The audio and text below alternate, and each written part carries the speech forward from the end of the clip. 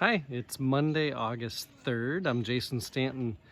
This is my morning musing for today. It is our second day of Vacation Bible School at First Lutheran.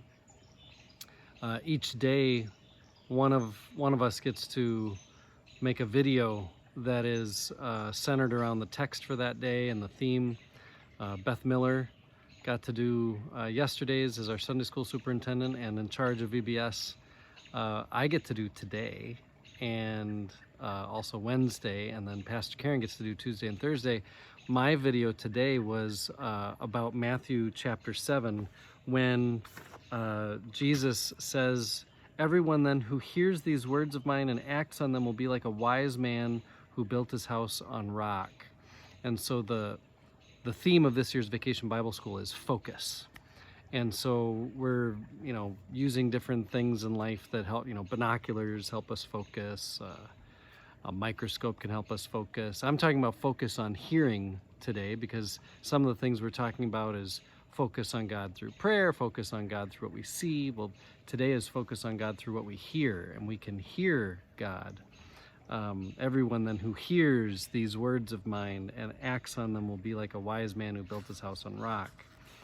It's a text that I many times use for weddings, and it's also very appropriate for just life in general.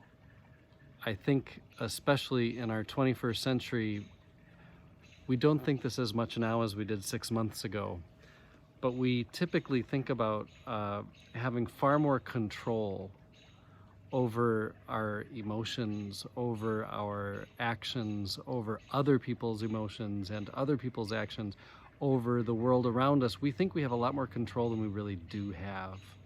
And that truth is coming to bear in this time of pandemic.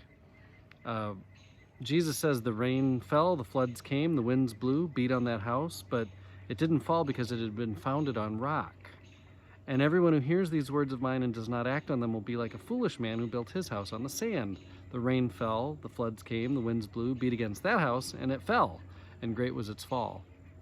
The reason I include this in weddings is because there are people, couples, who believe if we are faithful enough and clever enough and smart enough and prepared enough, we will just stay in love forever. And there's nothing that could ever diminish my love for you. And that is not a terrible thought to have as you're about to get married to somebody. I mean, like, it's good to have that level of confidence and maybe even commitment. But Jesus is saying we need to be prepared. Floods are going to come. Wind is going to blow. Rain is going to fall. There's no avoiding it. No matter how clever we are, no matter how hard we try, it happens. And when it happens, it's about how prepared are you? How prepared are you for the future storms? How equipped are you to move on from previous storms?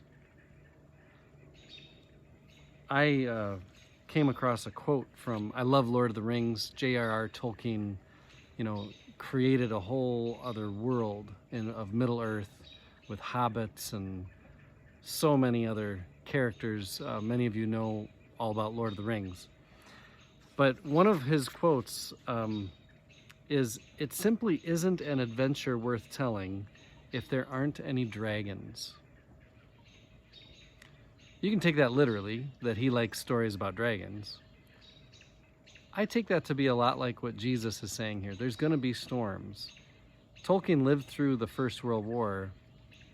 He saw firsthand what war at its worst looks like and feels like. And he's saying, much like Jesus said, we can't control the storms that are going to come.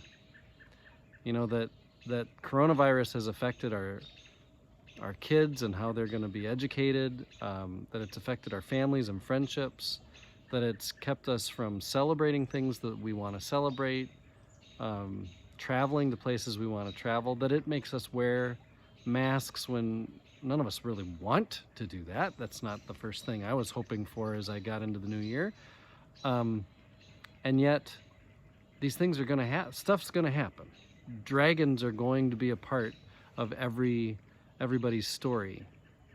And so really, it's not only that that's what makes a story worth telling, but it's also what we need to keep in mind as we face days that are to come and as we process days that have been.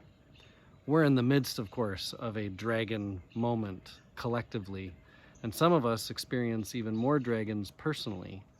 And so my prayer is that all of us would help each other fight these dragons together.